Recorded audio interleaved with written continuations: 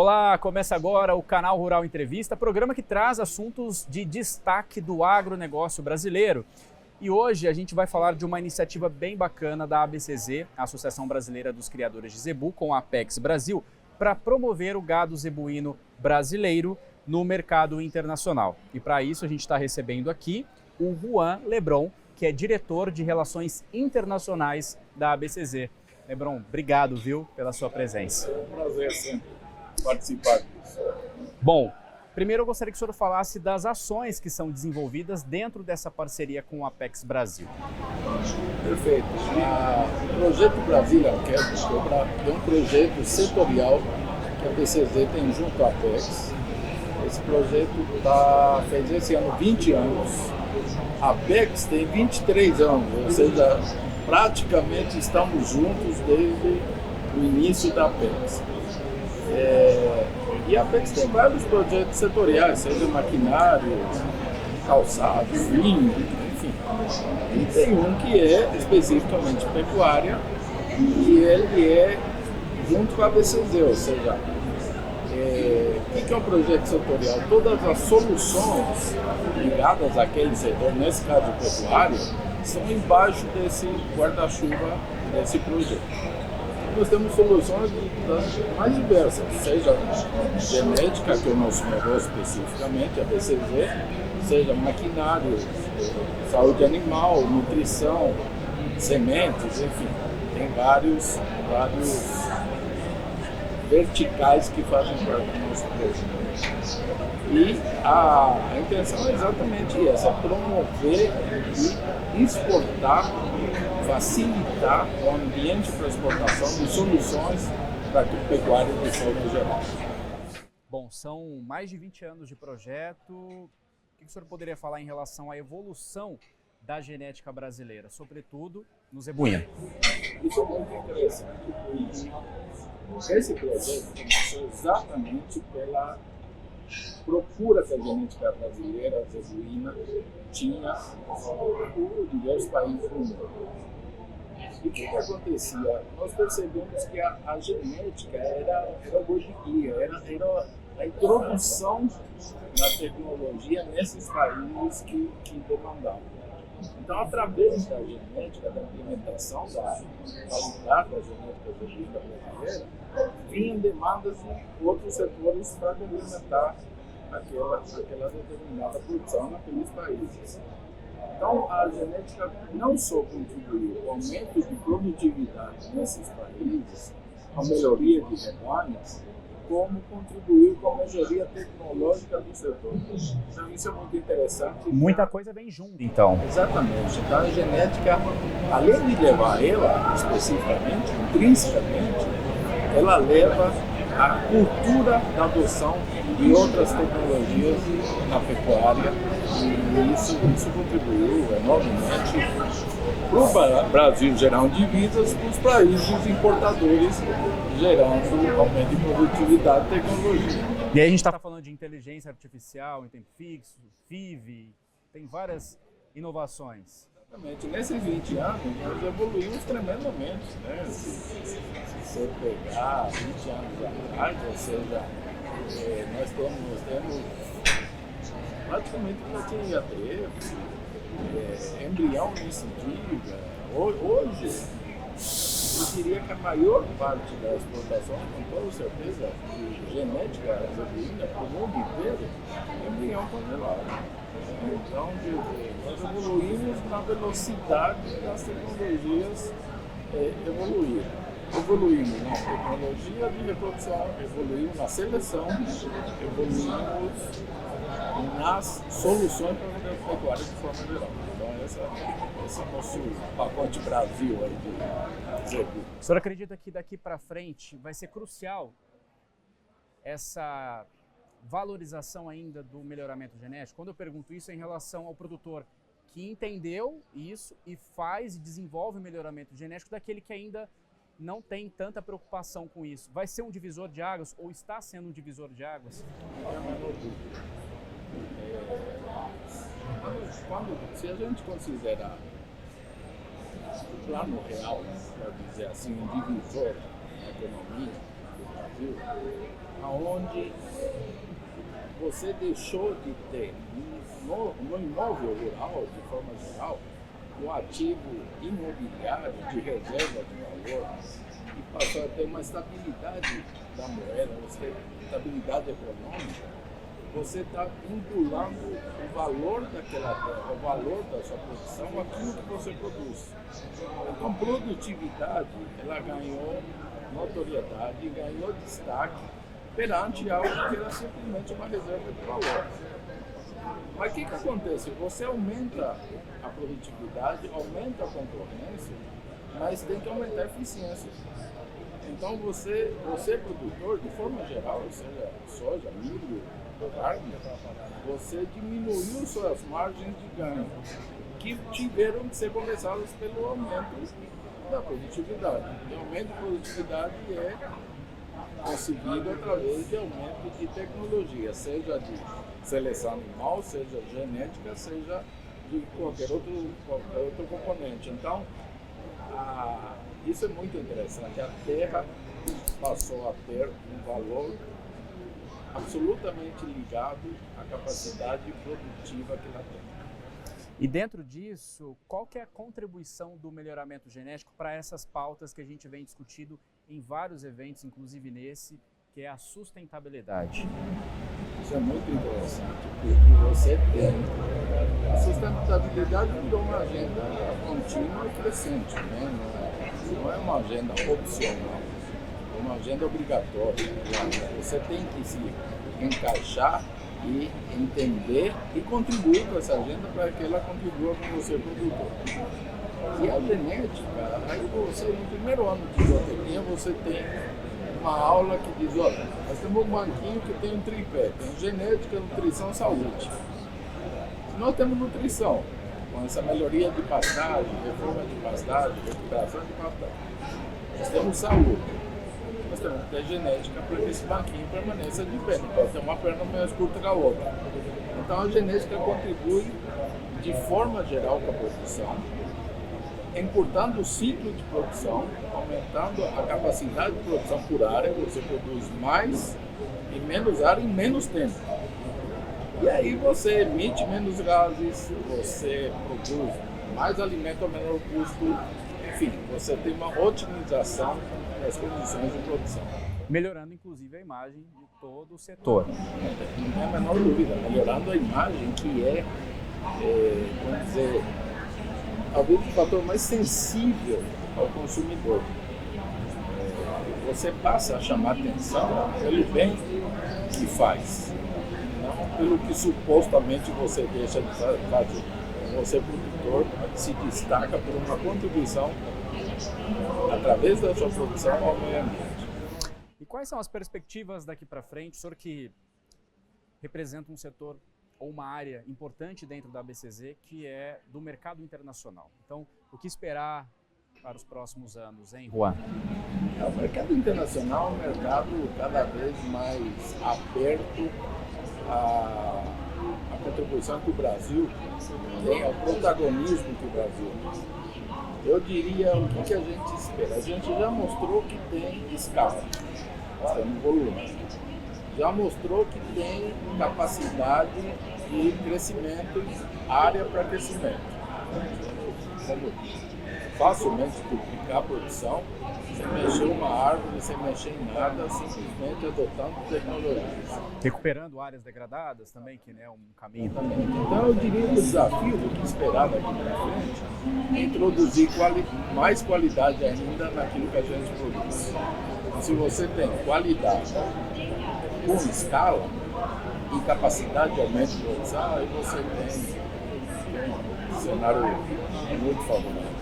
E as feiras são muito importantes, né? Tem a Exposebu em Uberaba, que é uma feira que é uma grande vitrine, vocês recebem pessoas do mundo inteiro ali que têm a oportunidade e a chance de conversar e de entenderem como que são os processos produtivos aqui no Brasil. Sem dúvida, esse ano, para te situar, a gente, na Exposebu, tivemos 38 países diferentes passando pelo Salão Internacional, mais de 700 estrangeiros. Então, a ABCZ só nesse ano já fizemos uma missão à África, já fizemos feira na Colômbia, Equador, vamos para Bolívia agora, Paraguai, enfim. É um trabalho incansável de levar um pouco do trabalho que a gente faz para o mundo inteiro. Bom, a gente conversou aqui com o Juan Lebron, diretor de Relações Internacionais da ABCZ. Lebron, muito obrigado, viu, pela sua participação aqui com a gente no canal Rural Entrevista. É um prazer, a gente sempre tem o maior gosto em atender. Obrigado mais uma vez. Agora a gente faz um rápido intervalo, mas você que está acompanhando a gente aqui no canal Rural Entrevista, fique aqui que daqui a pouco tem mais informações para vocês. Até já!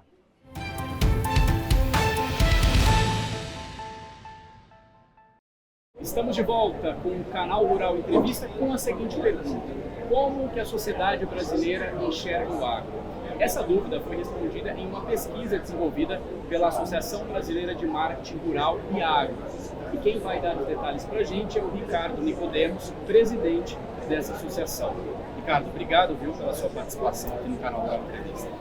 Eu que agradeço, Márcio, a oportunidade de falarmos sobre a pesquisa Percepções sobre o Agro, o que pensa o brasileiro, e também sobre o projeto Marca Agro do Brasil. O que é essa pesquisa, quando que ela foi feita e que resultados? O que vocês conseguiram identificar através desse estudo? Perfeito. A pesquisa é o maior estudo já realizado no Brasil, que avaliou e entendeu o que pensa o brasileiro a respeito do agro do seu país. É o maior estudo já realizado, foi feito em todos os estados do Brasil, com todos os estratos da população, e foi realizado entre 2022 e 2023. E nos trouxe informações extremamente valiosas que deram origem ao projeto Marca Agro do Brasil. E aqui, Márcio, eu vou dividir com vocês 3 informações importantes. A primeira delas é que 7 a cada 10 brasileiros têm um sentimento positivo em relação ao agro. O que significa isso? Que 7 a cada 10 brasileiros estão dispostos a ouvirem as histórias do agro, têm simpatia pelo agro. Essa é a primeira informação. A segunda informação é que o agro é um dos setores mais admirados pelo brasileiro. Ele perde para o setor da saúde, mas isso tem uma justificativa. Nós saímos de uma pandemia e o setor da saúde foi extremamente importante. Acolheu a população, cuidou da população. Agora, a terceira informação é uma informação que ligou o sinal de alerta. Eu disse que 7 a cada 10 tem um sentimento positivo em relação ao agro. Só que 3 a cada 10, ou seja, 30%, se declaram desfavoráveis ao agro. E desses 30%, 51% são jovens entre 15 e 29 anos. Significa dizer que os nossos líderes, os nossos grandes consumidores do amanhã, hoje, se declaram desfavoráveis ao agro. Como mudar esse cenário, então, cara? Que comunicar, como comunicar? Pois é, esse foi um dos nossos grandes desafios nesse trabalho de pesquisa e posterior no trabalho de planejamento do projeto Marca Agro do Brasil. Então, o tempo todo nós trabalhamos com pesquisa. O tempo todo nós planejamos e trabalhamos com pesquisa. Esse projeto ele foi desenvolvido por um grupo, por um time de C-Levels, um time de executivos que dedicaram seu tempo de forma voluntária, assim como empresas também participaram e dedicaram de forma voluntária. E a ideia era, como é que eu mudo esse cenário, como é que eu mudo a percepção e, mais do que isso, como é que eu torno o brasileiro um simpatizante, como é que eu faço com que como é que eu desperto o sentimento de admiração e de orgulho do brasileiro pelo agro do seu país. E aí nós desenvolvemos, nós trabalhamos o planejamento durante praticamente um ano e com a ajuda de 100 conselheiros. 100 conselheiros nos ajudaram a desenvolver esse projeto. E o tempo todo nós fomos construindo o projeto, avaliando o tom de comunicação, o que é que eu tenho que falar, como é que eu tenho que falar, para que o brasileiro, em especial os jovens, mudassem a sua postura. Como é que eu trabalho isso? E foi ao longo desse desenvolvimento do planejamento que nós fomos testando tom da comunicação. Então, por exemplo, o tom da comunicação, ao invés de eu dizer que eu produzo o alimento que ele come, que é o que de certa forma vem sendo falado e dito e tudo mais, isso é muito bruto, isso afasta. O que eu tenho que fazer? Eu tenho que conquistar, eu tenho que convidar, eu tenho que ser ameno. E todo o trabalho de comunicação foi testado. Então, o que nós temos hoje é uma comunicação extremamente amena, convidativa, que descortina o agro e mostra para a população todas as oportunidades que o setor proporciona. O resumo disso é mostrar para a população o quanto o agro torna a nossa vida melhor. E como é que nós despertamos o sentimento de orgulho e de admiração pelo agro. Porque ao final desse trabalho, ao final desse projeto, o que nós queremos é tornar o agro uma paixão nacional. Esse é o grande desafio. Ricardo, o senhor acredita que o caminho também é ampliar a divulgação e a informação do que está sendo feito de sustentável no campo? Porque acredito que muitos jovens têm esse interesse de saber aquela comida, aquilo que eu trago aqui para dentro da minha casa, está sendo feito de forma sustentável? Acredita que essa é uma linha importante? Sim. Nós temos alguns eixos estratégicos. O projeto ele segue alguns eixos estratégicos. Nós temos 6.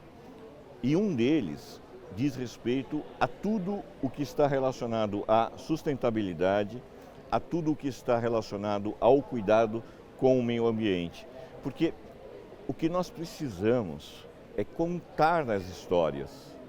Porque quando nós não contamos, alguém faz isso por nós e na maneira com que acha mais conveniente. Então, hoje nós temos histórias de conquista, de superação de desafio. Nós temos países que vêm aqui no Brasil para entender como nós somos sustentáveis. Mas nós não contamos isso. Nós precisamos contar. E nós precisamos contar para as várias faixas da sociedade. Então, nós precisamos ir para as escolas. Chega de nós falarmos que o governo não faz. Não, o setor tem condições. Ele tem essa força de ir nas escolas, fazer o trabalho com as crianças, fazer o trabalho com os jovens, falar com os jornalistas, trabalhar com os jornalistas. Por exemplo, o projeto Marca Agro do Brasil tem uma ação que vai falar com os estudantes de jornalismo, antes deles se formarem. Então nós teremos concursos, nós teremos viagens, para que eles conheçam e entendam de fato o que é o agro do seu país. A ideia é fazer com que criemos uma nova geração de jornalistas que esteja atenta e conhecedora do que de fato é o setor. Falando então sobre a marca agro do Brasil. Falando agora sobre a marca agro do Brasil, quais são os próximos passos, em que fase esse projeto está? Bom, quando nós começamos aqui a nossa conversa, você colocou 2 questões. O que comunicar e como comunicar. Então, durante quase 5 anos, nós trabalhamos em responder essas questões. Então, hoje nós sabemos o que comunicar e como comunicar. Um trabalho extremamente estruturado, feito com base em pesquisas, em estudos e desenvolvido por um grupo de profissionais altamente experientes. Então, nós hoje sabemos o que e como comunicar. Neste momento, nós estamos na fase de captação de recursos. O que é isso? Nós estamos conversando com as indústrias, com associações, para que tenhamos os recursos necessários para colocar esse projeto no ar. Várias iniciativas previstas para os próximos anos, então, Ricardo. Exato. Esse é um projeto de longa data. Você não constrói marca no curto prazo. Então, nós precisamos fazer como os produtores fazem no campo. Nós temos culturas que demandam até 5 anos entre eu plantar e colher. É isso que nós precisamos imaginar, que nós vamos começar agora e só começaremos a colher os frutos daqui a um tempo, mas serão frutos extremamente valorosos. Nós teremos a opinião pública a favor do setor.